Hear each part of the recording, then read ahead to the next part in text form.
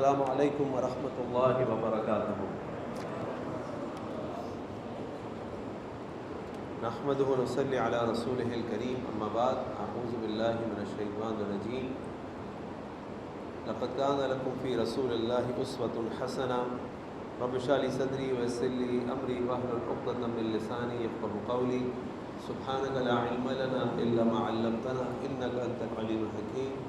اللہم ارنا الحق حقا وارزقنا اتباعہ وارنا الباطل باطلا وارزقنا اجتنابہ، آمین یا رب العالمین۔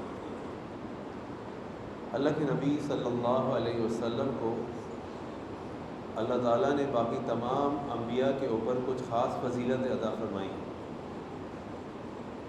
جن میں سے ایک فضیلت اللہ کے نبی صلی اللہ علیہ وسلم فرماتے کہ اوتیت جوامع الکلم، مجھے جامع کلام عطا کیا گیا۔ یعنی نبی کریم صلی اللہ علیہ وسلم کی احادیث کو اگر آپ اٹھائیں تو شاید ہی آپ کو نبی کریم صلی اللہ علیہ وسلم کی ایسی احادیث ملیں گی کہ جو آپ کہہ سکیں کہ ایک پورا مضمون ہے، پوری ایک تقریر ہے۔ اکثر تقریباً ساری آپ کو ایسی احادیث ملیں گی، ایسے الفاظ ملیں گے کہ کچھ جملے ہوں گے، کچھ الفاظ ہوں گے اور وہ اتنے جامع ہوں گے کہ اس کے اوپر پوری کتاب اور مقالے اور چیزیں لکھی جا سکتی ہیں۔ مثال کے طور پر اللہ کے نبی صلی اللہ علیہ وسلم فرمایا اتق اللہ حیث ما کنت، اللہ سے ڈر جاؤ جہاں تم کہیں بھی ہو۔ وَأَتْبِعِ السَّیِّئَةَ الْحَسَنَةَ تَمْحُوهَا، اور اگر کوئی گناہ کر لو تو فوراً نیکی کرو، وہ نیکی اس گناہ کو مٹا دے گی۔ وَخَالِقِ النَّاسَ بِخُلُقٍ حَسَنٍ، اور انسانوں کے ساتھ، دوسرے لوگوں کے ساتھ اچھے اخلاق کے ساتھ پیش آؤ۔ یہ تین جملے اتنے جامع ہیں کہ اس کے اندر ایک انسانی زندگی، انسان کو اپنی زندگی گزارنے کے لیے، یعنی اس کا اللہ کے ساتھ کیسا تعلق ہونا چاہیے، اس کا اپنے ساتھ کیسا تعلق ہونا چاہیے، اور اس کا دنیا کے لوگوں کے ساتھ کیسا تعلق ہونا چاہیے، ساری چیزیں اللہ تعالیٰ نے اس کے اندر بیان کر دی۔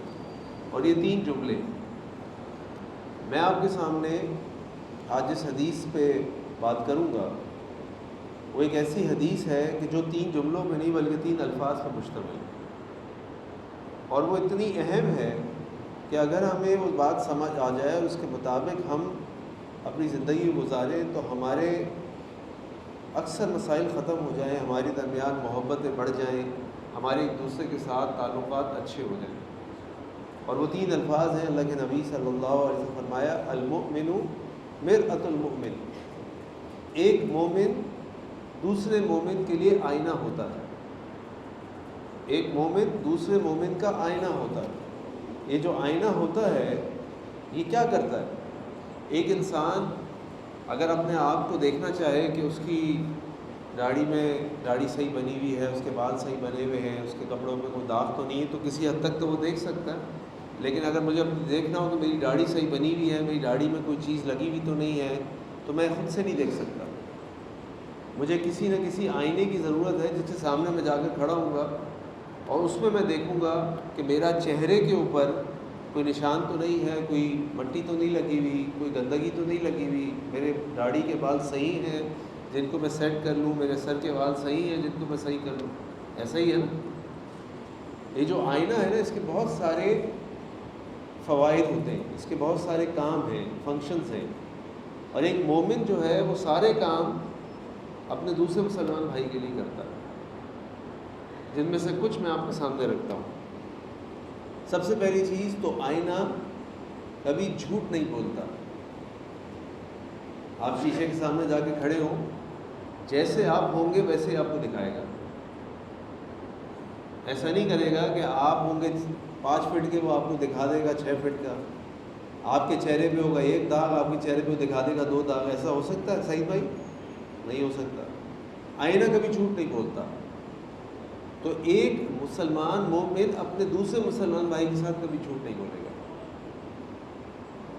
ہمیشہ سچ بات کرے گا، کیونکہ اللہ کے نبی صلی اللہ علیہ وسلم فرمایا المؤمن مرآۃ المؤمن، ایک مومن دوسرے مومن کا آئینہ ہوتا ہے۔ آئینہ کبھی جھوٹ نہیں بولتا۔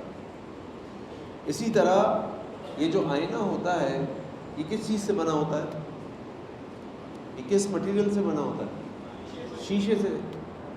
شیشے کو اگر آپ کنکری ماریں گے تو شیشہ ٹوٹ جائے گا، ٹوٹنے کا خطرہ ہے، اگر آپ اس کو گرا دیں گے تو ٹوٹنے کا خطرہ ہے۔ اس کا مطلب یہ ہوا کہ آئینہ جو ہے بڑا نازک ہوتا ہے۔ تو اگر جو ایک مسلمان اپنے دوسرے مسلمان بھائی کو کوئی بات بتاتا ہے، اس کی کوئی کمی، اس کا کوئی عیب، اس کی کوئی چیز بتاتا ہے، تو اس کو بڑے ہی اچھے طریقے سے بتانا چاہیے۔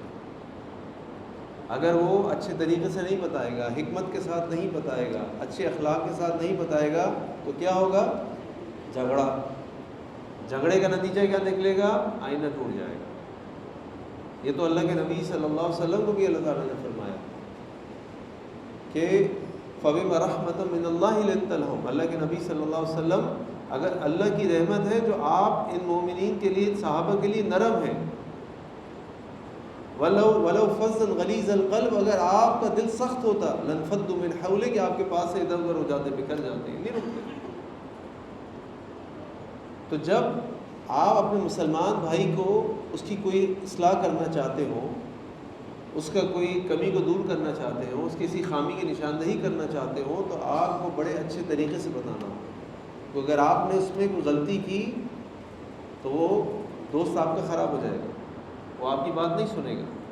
اور اسی طریقے سے تیسری بات کہ بالکل اسی طریقے سے جو سامنے والا مومن ہے، جو آپ کو آپ کی کمی خامی بتا رہا ہے، وہ بھی آپ اس کے آئینے ہیں۔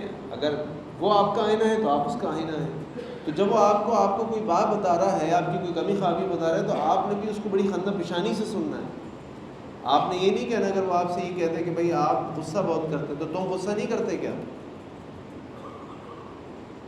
بھئی آپ ذرا نماز جو ہے ذرا ٹھہر ٹھہر کے پڑھنی چاہیے، خشوع و خضوع سے پڑھنی چاہیے۔ آپ کے رکوع سجود جو ہیں تھوڑے ایسے ہوتے ہیں کہ آپ رکوع میں جاتے اٹھ جاتے ہیں۔ رکوع میں جا کے ٹھہرنا چاہیے، آرام سے دعاؤں کو پڑھنا چاہیے، اور فوراً آپ اس کو جواب دے دیں بھائی تمہاری نماز کون سی بڑی زبردست ہے جو تم میری نماز کے بارے میں بات کر رہے ہو۔ تو نازک دونوں کے لیے ہے، جس کو آپ بتا رہے ہیں، جو بتا رہے ہیں وہ بھی سوچ کے بتائے، جو سن رہا ہے وہ بھی سوچ کے سنے۔ اسی طرح چوتھی چیز یہ کہ آئینہ وہی بتاتا ہے جو ہوتا ہے۔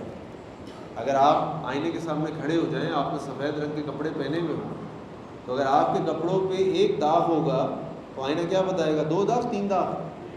ایک داغ بتائے گا۔ اتنی بات کرے گا، اتنی چیز کی نشاندہی کرے گا جو حقیقت میں ہوگی، نہ اس کو زیادتی کرے گا نہ کمی کرے گا۔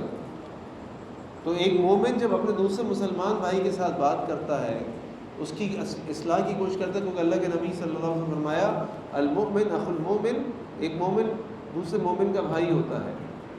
اذا رأى فیہا عیبا، اگر وہ اپنے مسلمان بھائی کے اندر کوئی عیب دیکھتا ہے، اصلحہ، اس کی اصلاح کرتا ہے۔